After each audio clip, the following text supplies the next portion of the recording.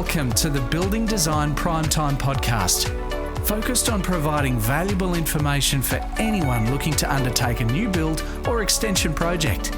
We'll share our tips, tricks and stories from a building designer's perspective.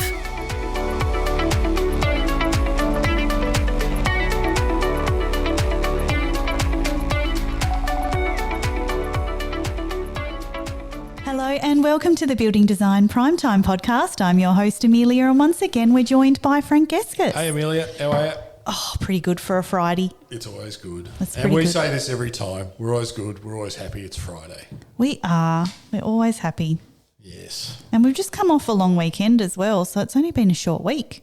Well, kind of. I was at the BDAA conference or Festival of Design up on the Sunshine Coast. Yes, that's right. You enjoyed the sunshine.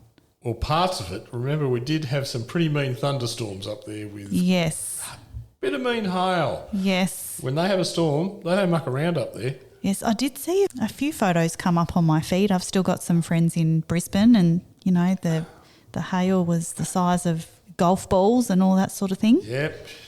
They know how to have a decent thunderstorm. They do. Mind you, thanks to BDAA, great Festival of Design. Fantastic awards night. It was great. That sounds amazing. Yes. And Jamie Jury was the host. Jamie was fantastic. He did a great job. Yeah. Anyway, what are we going to talk about today? We're going to talk about retrofitting in your existing home, the smart way. Now, this is applying to probably your more older homes. You know, you're getting a bit tired. They haven't got the latest bits and pieces in it. And we're just going to go through a number of things that you could do. And it goes for different people, different stages in life, different stages of the building. And we're just trying to cover it, you know, literally a dot point type of arrangement of all these different upgrades you can do. But we'll also talk about like the ones that will give you the biggest return. You know, obviously we're going to talk about energy efficiency. That's a no-brainer. But sometimes doing these upgrades can really improve your experience within the house. It can improve your back pocket as well, you know, reducing costs. But sometimes it's just improving things, safety, easier to get around the house. But some of these upgrades are just really plain and simple. And they don't always have to be all done at the same time as well, you know, just pick and choose. Yeah, so you're trying to pick the right things to upgrade your ageing home, okay? It's no different to us guys. I'm a petrol head. I love my cars. Where you upgrade your car. Yes. But I'm not exactly talking about chucking a V8 when there was a four-cylinder. We're not talking about that type of upgrade. It's just improving it. Better tyres, better lights, better fuel economy, all that type of stuff. Yes. So we're not talking about so much aesthetics. Oh, you could do that too. I mean, you could do that. Yeah, definitely. So we're not going to talk about painting and all those types of things. Those are things you can get done, which will also... And I love old weatherboard places because a paint job transforms an older house. Oh, it does. And it's amazing. I've done it myself once on an old place, my first home, and it just transformed the house and gave you a lot of pride. Yeah, they come up amazing, don't they? They do. Yeah, they really do. So we're going to start with the most obvious one for upgrade, but purely because of bang for your buck. This is energy efficiency. So no brainer, we're banging on about this all the time. Ceiling insulation is your lowest hanging fruit with your highest return to improve your thermal comfort, but also help you in your back pocket. Now, you might want to consider, what have I got up in there if you don't know? We've got Charlie Fluff. That doesn't last very long. Get it sucked out and put in bats or blow in polyester or something like that. But you'd really want to try and get a minimum of R4 or even higher if you can. The more you put in there, it doesn't cost a lot. I don't really understand what's R4. Okay, that is the rating that they came up with, the efficiency for heat to pass through it, I suppose. So, okay. Yeah, funnily enough, they didn't do it to Windows because Windows don't even make R1, you know.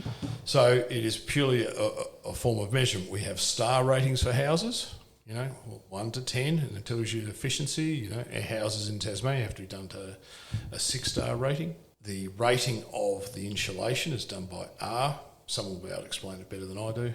It's just a scale. So the minimum we have to put in a brand new house is R4. Okay. Right. I always recommend go a bit further for an R5 if you can fit it in there because they're pretty deep, these bats. So the higher the number, the better. Higher the number, the better. Thank you for clarifying. Yes. I get confused because I know with windows, I think, isn't it the other way? The lower the number, the better. Yeah, exactly. So I do get a little bit confused with that. Oh, the U rating. Yes. And the clowns that thought of this, if they stuck with an R rating, it would have been so far simpler, wouldn't it? It would have made so much more sense. And then it would have made it relatable. Yes. No, but that's too simple. But it also will show how bad windows actually are. Yeah, that's very true. Yeah. Good one to talk to Toby about. Yeah, we've got to get him back in. We do. Yeah. The next one would be underfloor. If you don't have a concrete, so you've got a timber floor, older floors, fantastic, but also you want to seal up around the timber floor so there's no drafts. That's very important. Another one is your lighting, depending on the age of your lighting, your LED lights. Now, if you're pumping LED lights and you're putting downlights in, it punches a hole through your ceiling, right? It does, yep. So you want to make sure you're able to cover your light with insulation or seal it off so you don't lose heat. Because you think of it this way, if you've got a doona and you crack a hole through your doona... Oh, you're going to get cold air go through cold spot, right? Yeah. It's no different for your ceiling. So be careful with the type of lighting. If you're punching heaps of holes in, it's going to leak.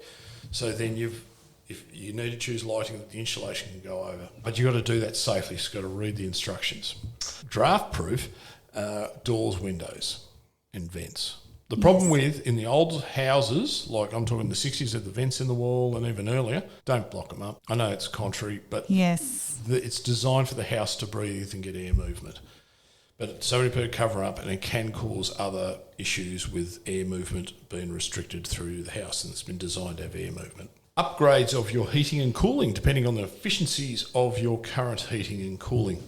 Now, that's why you want to get the insulation in, more efficient heating and cooling, more money you save. Oh, exactly. But in saying that, you've also got to be smart about this. If your heating and cooling's coming to the end of its life, well, that's the ideal time to replace it. But I've still got a bit of life in it. You've got to weigh up your options. Or what's it worth to me? And then how much is worth the upgrade? You've got to weigh that up for yourself. Yes. So if your energy bills are high and your comfort level's low, this is the first place to start. Thermal performance. Well, this comes down to a similar thing. So double glazing. This is quite an expensive thing to do, replace all your windows to double glazing. But I know heaps of people are doing it. Spend the money, especially there's a local company doing UPVC double glazed windows. Costs an absolute bomb, but the effect is really, you can really noticeable effect. Are they sort of like your top of the range? You could say that. I'd say the top of the range is the UPVC triple that's available out of Europe. It's not quite here yet. We're a bit behind. Well, the demand isn't there for it, but you can certainly upgrade double glaze, but get a better frame, the best frame you can get, i.e. thermally broken or UPVC. Yes. My only concern with UPVC is UV stabilising in our harsh Tasmanian conditions. Oh. Because our UV here in Tassie It's very high. It's pretty crap. Yeah. When we get a suntan here, it doesn't wash off. That's right. So in other parts of the state, it might be better, but for some reason, we see a lot of damage from sun damage to a lot of products. Everything from carpet to vinyls, curtains, paint, claddings. Yeah, they cop it hard. I know. Even silicon. Yeah, silicon. The back of our couch, you have it where a window is and it's all faded from the sun. Yeah, it's when it turns it really brittle as well. So another one could be, depending on where you are, type of roof that you have is roof ventilation. So be able to control the hot air in your roof during summer. Yes. During winter, you want to keep it. Exactly. So now be aware, we're talking about Tasmanian conditions here, and it's going to vary all over the country. So insulation in the wall. Now, this is a very difficult thing to do. There is options of pumping foam in there. Be cautious of what type of foam, because there are reports that certain types of foam doesn't let the timber breathe and then potentially cause rotting and moulding long term. Oh, that's no good. So but there are other ones that it doesn't stick to anything. This is what I've been told. So you pump it in there and then it doesn't quite adhere. Mm-hmm. It sits there, so then you can still get a bit of air movement around it. Okay. But the problem is you don't have that permeable membrane, the building wrap that you need as well. What about you could add solar to your house? Yep, that's coming up later with electrical stuff, but you're dead right. Solar is another one of those things, and choosing the right size, and also where you put the inverter. Yes. Where that's placed. People are banging on more about batteries. I'm still not convinced on batteries and the return on the investment. I'm still not convinced. Yeah. There's different points of view on that. I'll let you do the research on that. It'll be really interesting because I'll need to do a bit more research on that as well for my place. Yeah, We're looking at either off-grid or mains power. I'm not really sure yet. Depends how it stacks up. That's exactly right. Another interesting one is fans within the house, like ceiling fans. Actually makes a nice difference. But if you've got a 2.4 ceiling or 8 foot in the old world, yes, those ceilings fans could be a little bit of a problem. I'm over 6 foot and they'll give me a new haircut. Yeah, I can imagine. Yeah. You wouldn't want to have long hair. No. They're actually really good. I mean, they're like I've done a bit of research on for my new place, and seriously, what's available now is utterly amazing. A lot better. Oh, heaps better. Yeah. And the style. So fans make a big difference during summer and winter. If you need to push hot air back down, if you've got a high ceiling, great. In summer, it's just moving the air and just got an air moving over your skin. It's a great way of improving your comfort. Yes. Electrical upgrades, let's look at that.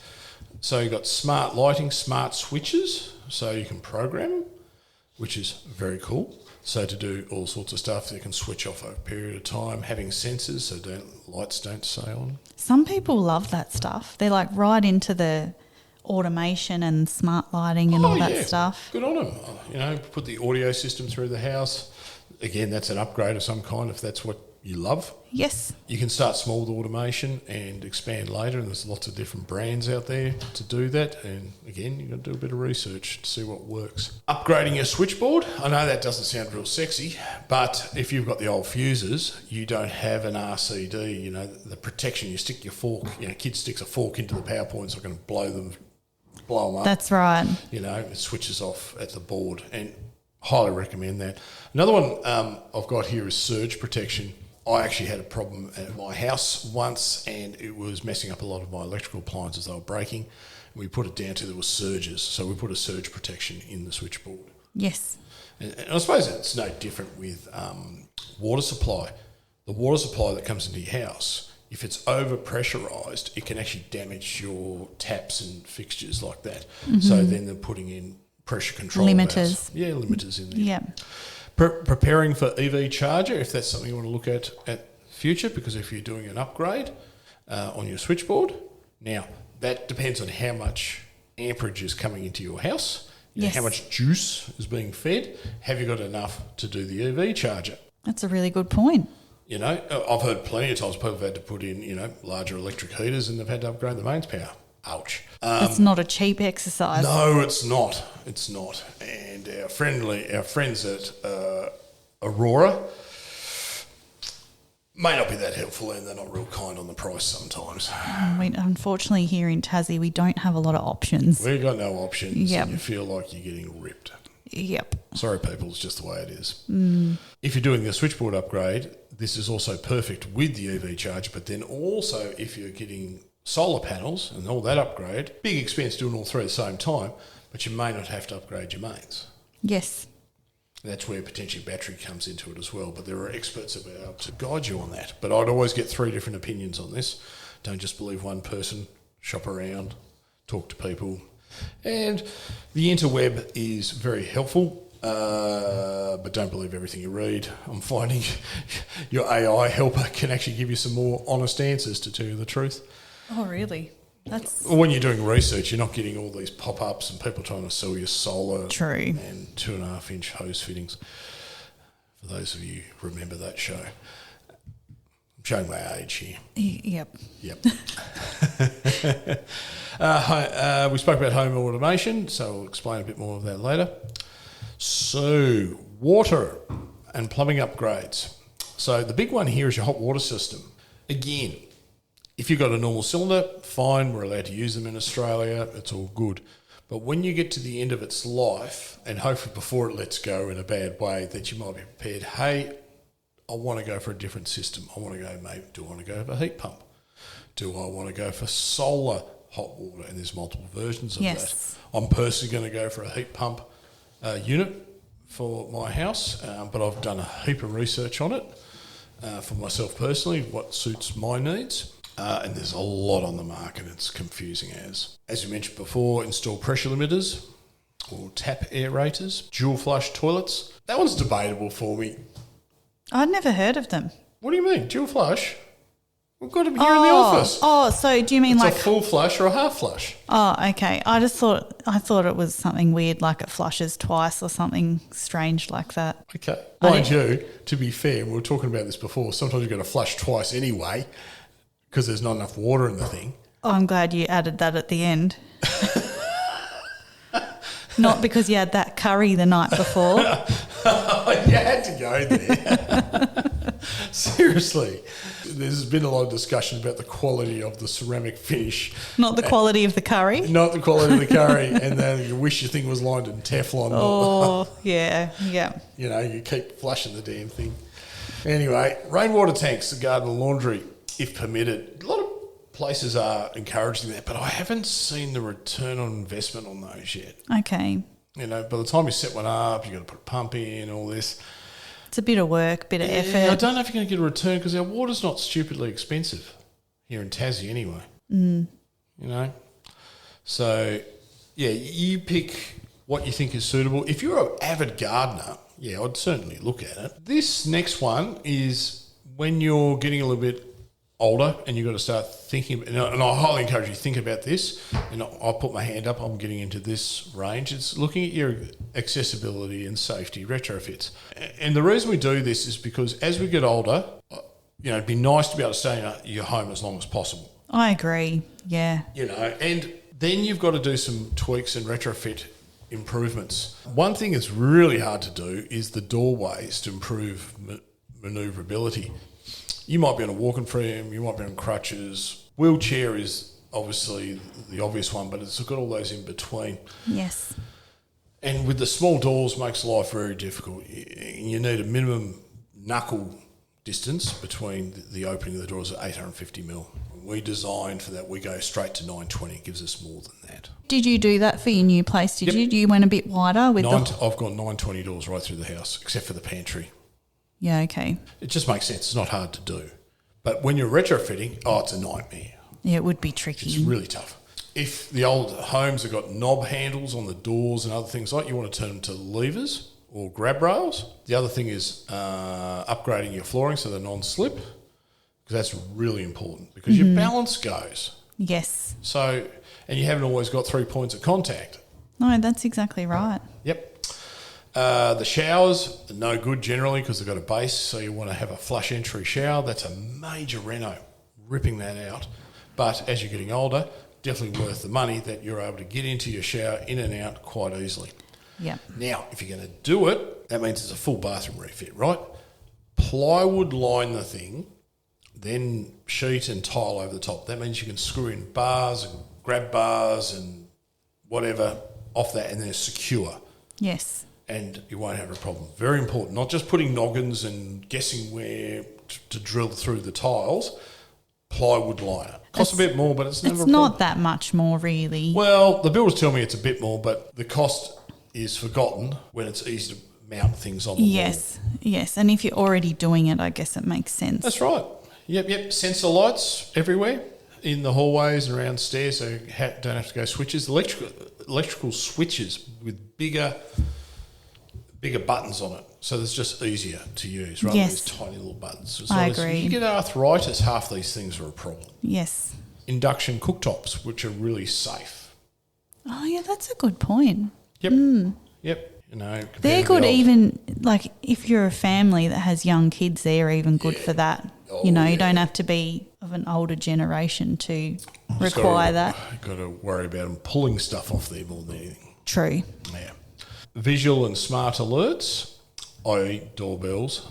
But the other thing is, this isn't part of your house, but fall detectors, and you've got watches that do it. I've had experience this with my mum.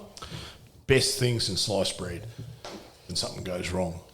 Not a button or anything like that, because it can fall over and knock themselves out, where if it's in a watch and it's attached to there, it detects it and it sends a message out. Yep.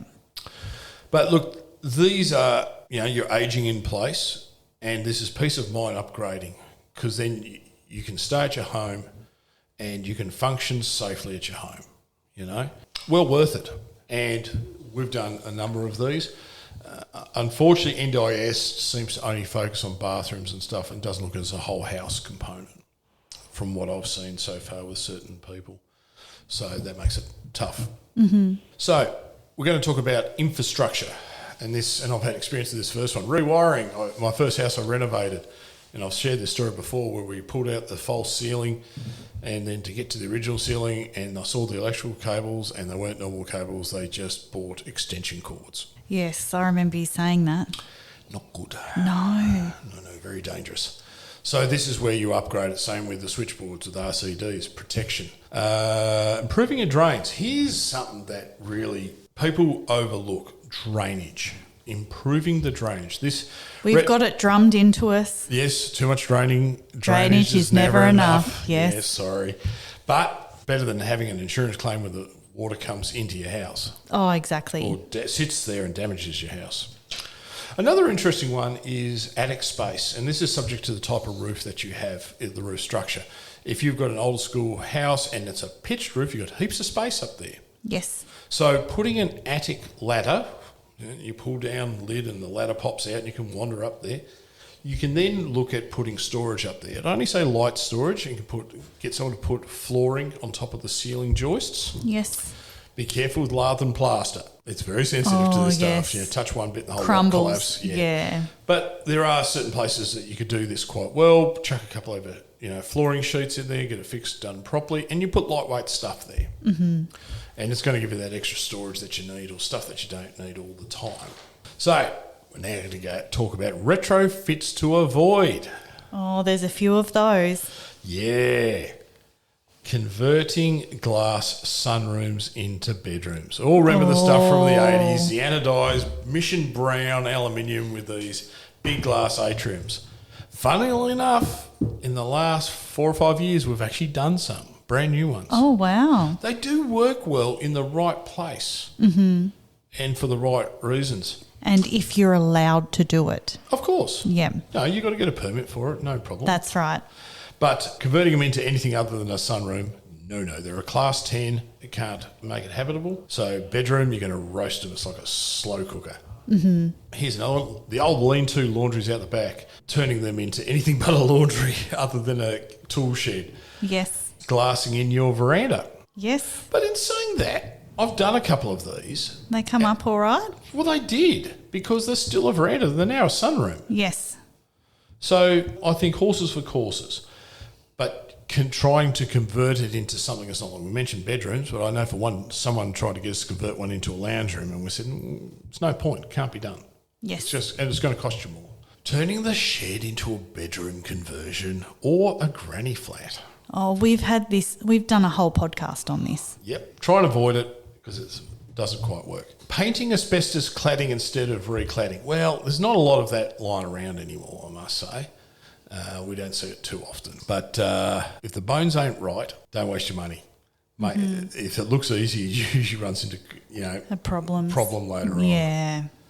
So essentially, these are retrofitting. It's improving what you already have. And there's a ton of things you can improve on. And some of these are really cost-effective, bang for your buck. Some aren't. But some are about safety, some are about efficiency, and some are about just being able to live in the house for much, much longer. Yes. And we haven't spoken about the stuff outside. We've done landscaping, but there's heaps of improvements you can do there as well. These are more focused on comfort, safety, and performance. So that's how you can, reinvest in your home. And if you're not sure who to talk to about this stuff, there's experts out there. Yep. Yeah, we've done it before. There's some specialist companies out there, especially about the thermal comfort areas. So it's definitely worth talking to them. Especially if you want to work out your bang for buck as well, because you do want to make sure you're gonna get that. Oh, of course. And good quality tradespeople, switchboards. Well, Sparky has to do it, and then someone has to check it. Make sure they're licensed, all that jazz. 100%. Yep. Good point. Everyone's got to be licensed for quite a number of these things. Yes. So do your research, get 3 different quotes. It's a good way of doing it. Yep. Future-proofing your home without blowing your budget. Exactly. We might wrap it up there, folks. Thanks for listening to the Building Design Primetime Podcast. Catch us later.